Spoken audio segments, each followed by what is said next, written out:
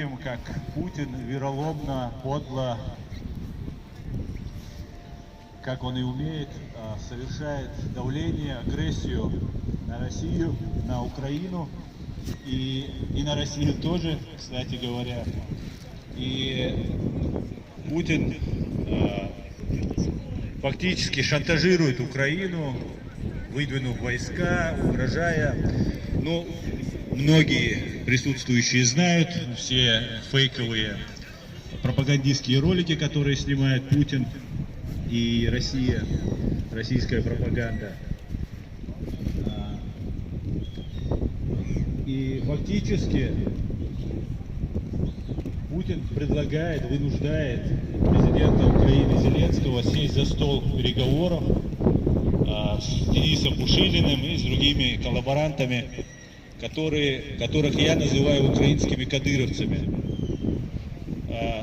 Это ничего нового в этом нет. В 1996 году, после почти 2 лет кровопролитной войны,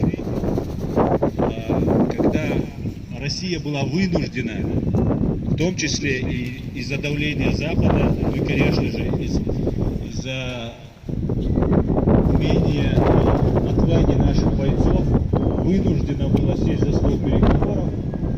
И тогда Ельцин, если вы видели эти кадры, в 1996 году, ФСБшников, Лобова и других, предлагает Ельцину интервью, это уже после гибели нашего президента, первого президента Захара Дудаева, вице-президент, исполнявший обязанности президента Зелимхан Яндарбиев,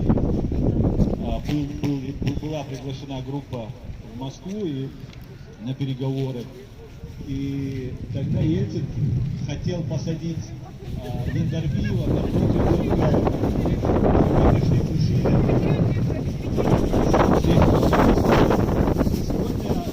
Путин говорит то же самое.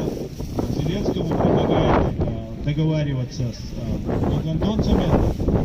И фактически все 8 лет и все жертвы, которые Украина понесла на пути своей независимости, освобождения от имперского ига, которое до конца все-таки не было скинуто с Украины, предлагает сесть за стол и фактически аннулировать все заслуги украинского народа, украинской армии, украинских добровольцев и сделать так, как он это и говорил с первых дней, что это гражданский конфликт, что Украина воюет внутри страны сама с собой, а они как бы заступаются за одну из сторон.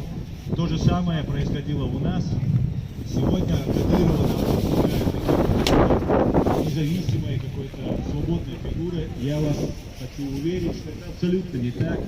Это такой же Пушилин, только более раскручен, и в отличие от лондонцев, чеченцы сражались очень достойно с оккупантами.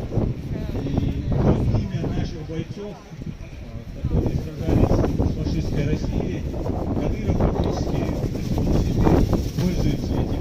Это не так. 95% чеченцев не поддерживают ни Кадырова, ни фашистскую Россию, хотя пропаганда очень сильно пытается навязать этот нарратив, что чеченцы как будто все забыли. Мы не забываем даже через 100 лет, даже меньшие вещи, не говоря уже о геноциде, который пережили, практически сейчас находится весь народ в заложниках временно оккупированной России. Мы сюда пришли в нашей чеченской группой правозащитного нашего центра и других наших соратников поддержать украинцев, белорусов, грузин. Спасибо организаторам, спасибо, что проявляете соучастие. Мы должны сейчас поддержать Украину, поддержать президента Зеленского, чтобы не было, как бы не было, президенту Владимиру Зеленскому сейчас труднее всего. И когда он увидит, что мы его поддерживаем, он будет более уверенно вести себя и на переговорах. И Украине передастся тот заряд уверенности, который есть во всех нас. Весь мир поддерживает. Призываю Соединенные Штаты, Великобританию, конечно же, поддержать Украину, Беларусь, ну и, конечно же, нас, чеченцев, тоже. Мы должны быть вместе, и, конечно же, грузин, и, конечно же, Михаила Саакашвили, который сейчас находится в тюрьме в Грузии.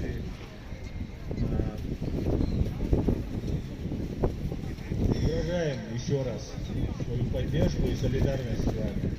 Все будет Украина, слава Украине, свободу Украине, и Ичкерии, и Грузии, и Беларуси. Спасибо.